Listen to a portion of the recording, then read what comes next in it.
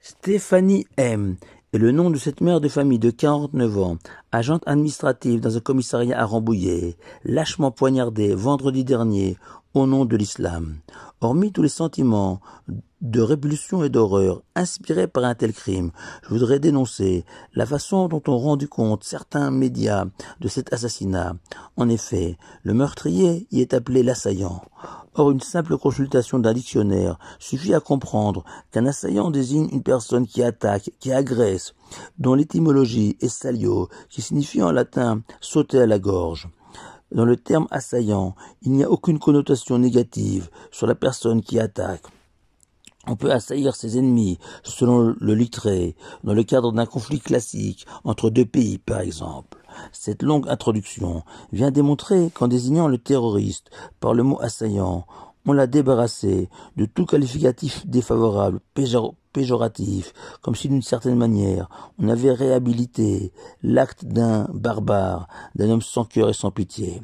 Or, Albert Camus avait déjà jugé au siècle dernier que mal nommer les choses, c'est ajouter au malheur du monde, et le prix Nobel français s'était inspiré d'un ami philosophe qui avait écrit « Mal nommer un objet, c'est ajouter au malheur de ce monde, car le mensonge est justement la grande misère humaine. » Car avec le mensonge et la calomnie, on commence par dénigrer certaines personnes, on les dévalorise, on les rabaisse, puis on les déshumanise, au point de nier leur droit même à l'existence, et on finit par s'arroger le droit de tuer ces personnes comme de la mauvaise herbe qu'on arrache de son champ pour lui permettre de mieux pousser.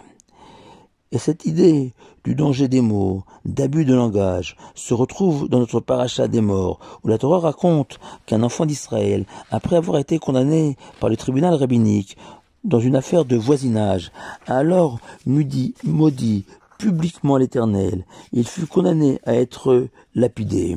Et a priori, la sanction peut paraître lourde pour de simples paroles, surtout que nous savons que l'Éternel, totalement immatériel, n'est aucunement blessé par de tels mots, à moins de comprendre que la gravité de cette faute se situe dans le fait que le public présent a entendu ces paroles blasphématoires et que l'image du Tout-Puissant à leurs yeux a été salie, dégradée, et que désormais leur crainte de Dieu sera affaiblie, et que par le phénomène de réaction en chaîne, ce sont tous les enfants d'Israël, dans leur Torah et les mitzvot, qui seront affectés par cette malédiction. Ce qui confirme la traduction en hébreu du verbe maudire, l'ékalel, dont la racine écale, léger, insignifiant, comme si l'être blasphémé n'avait plus aucune valeur, puisqu'on s'est permis de le maudire. Et de manière remarquable, juste après le passage consacré à ce blasphémateur, la Torah écrit « Un homme qui frappe à mort toute créature humaine sera mise à mort », comme si le texte, à travers cette juxtaposition, avait voulu suggérer que la victime avait été maudite ou calomniée avant sa mort.